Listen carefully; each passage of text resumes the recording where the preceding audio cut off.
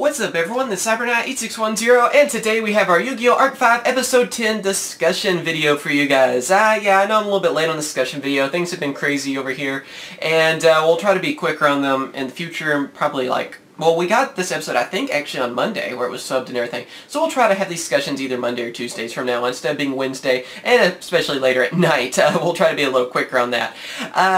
So yeah, anyway, this episode was freaking awesome. I was glad to see Gemknights. I mean, we knew that Gemknights were going to be in this, but it was just so awesome to actually see them.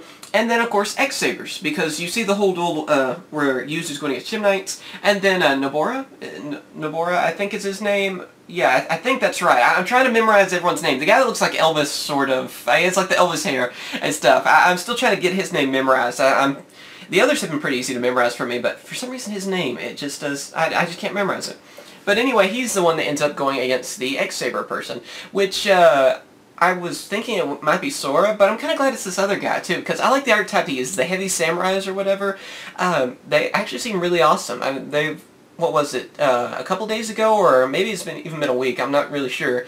But they've even shown some of the cards that were going to be in this episode and next episode of that are actually getting printed in Next Challengers, and they look pretty awesome, so I can't wait to see more of his archetype in the future, and hopefully it, evolves something too, like Synchros, Xyz, or something. I hope so. Or even Pendulums, who knows. Anyway, to this episode though, what did I think of it? I thought it was freaking awesome. I mean, you kind of figured that Yuzu would of course end up losing, because they're going to want to get all three of those duels going. And, so yeah, I kind of figured that was going to happen, of course, just to make it a little bit better. And I know, I felt bad about this, but I felt bad about kind of rooting for the Gemknight person. I think that makes me a bad person. I don't know. It's kind of like last time, I wanted to root for the Constellar guy, and I don't have anything wrong with the main characters. It's not like, oh, I hate them, you need to destroy them. No, these archetypes seen in the anime, you kind of want to root for. I mean, Gemknight's one of my favorite archetypes, so I'm like, oh man, I want them to win, and I'm glad they did. I mean, that was freaking awesome, seeing Master Diamond in there, and Topaz, and I wish Garnet and Ruby would have also been there, and Citrine, because Ruby and Citrine are like my favorites to use all the time, so I was hoping those would be there, but, Master Diamond, freaking awesome, and she pretty much defeated her, like, what was it, 3 turns in the whole duel? Or something like that. It was ridiculous. It was pretty cool. I enjoyed seeing Gemknights. I didn't think they would ever be in the anime, and I'm hoping that maybe these characters won't disappear. Maybe we're going to see more of these characters later on, because I'd love to see all these archetypes again. And then, yeah, it's just basically, she just gets owned by Gemknights, Yuzu does. She keeps thinking about the other stuff that's going on, and all that, with the dark... Yugioh, I guess we could call him. I don't really know. I guess that's the best way to say it. I don't know if it really is Yugioh. We still don't know any of that info. He just has darker hair, basically. Kind of a little bit, I don't know, just, yeah, darker hair is basically the only thing. He acts like he's had a troubled past or whatever, so we don't know what the heck's going on. He might be from the future, different dimension. I'm kind of thinking it's from a different dimension sort of thing, but who knows? We'll have to wait and see. And then, of course, we get to the duel with Nobora versus the X-Saber guy. I don't remember their actual names. I'm not even going to really try to, because I doubt they're going to be in future episodes, but I hope I'm proven wrong on that. But anyway, we get to basically see him go for double synchro summons, because we see Souza and Gottoms, which are actually summoned to the field in the same turn, which was freaking epic. I love seeing those two actually in the game. I've always really liked, well, just about all 3 of these archetypes that were shown are like some of my favorites from Hidden Arsenal and Dual Terminal series, so it was just cool to see them all, especially a lot of the ace monsters from all of them as well. So that was just freaking awesome. I'm hoping we're going to see maybe X-Saber Wayne as well, because I always thought that one was kind of funny. I just thought he looked cool, so I'm hoping maybe that, and maybe even Souza. Or not Souza, because he was there. What was the one that was from the starter deck? I can't remember its name. It had like horns or something, and he had like double swords. I think he's like that in the art. I don't know. I forgot his name completely. But I'm hoping maybe we're going to see a few more synchros, nevertheless. Other than that, I mean, just freaking awesome. And I hate to go turn by turn with the whole, the discussion. You definitely should watch it, though. I think it was amazing. If you haven't watched it, you really should. And also, I've had a lot of people ask me lately, too, would you recommend watching Arc-V? And so far, I'd say yes. I mean, without a doubt, I have enjoyed this series a lot. I mean, I've probably enjoyed this about as, I feel like they're really doing a lot of things right with this series.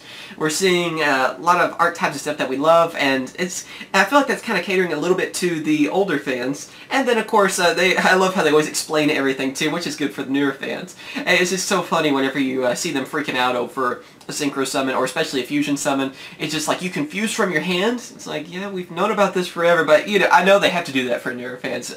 Don't get me wrong, I just kind of find it, I don't know, it's just kind of funny to me. I'm like, yeah, you can.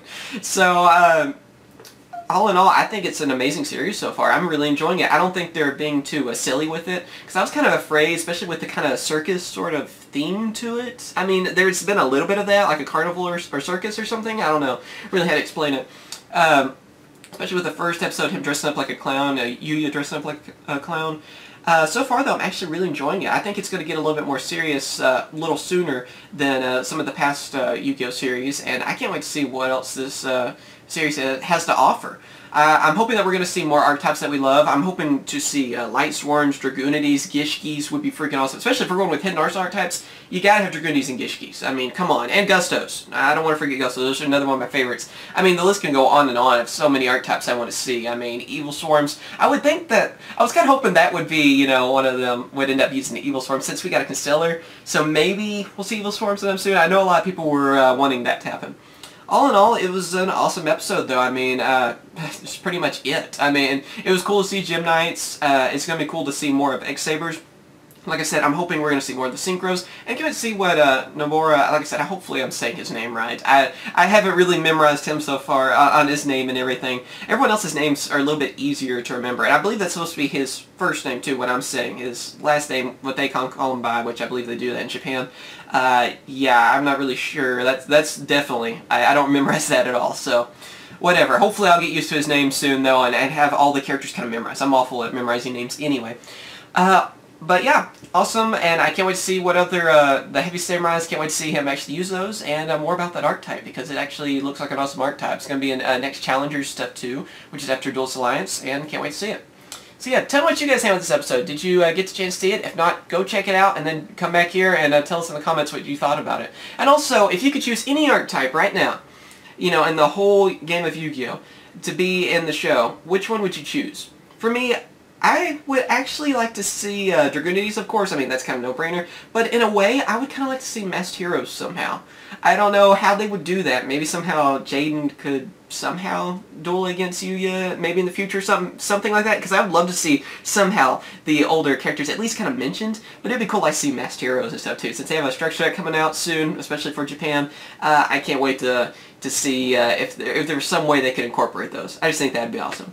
But yeah, as always, thank you for watching. Remember to come rate and subscribe. Check out the giveaway we have going with Prime Origins Deluxe Edition and custom playmats. That will be in the description too.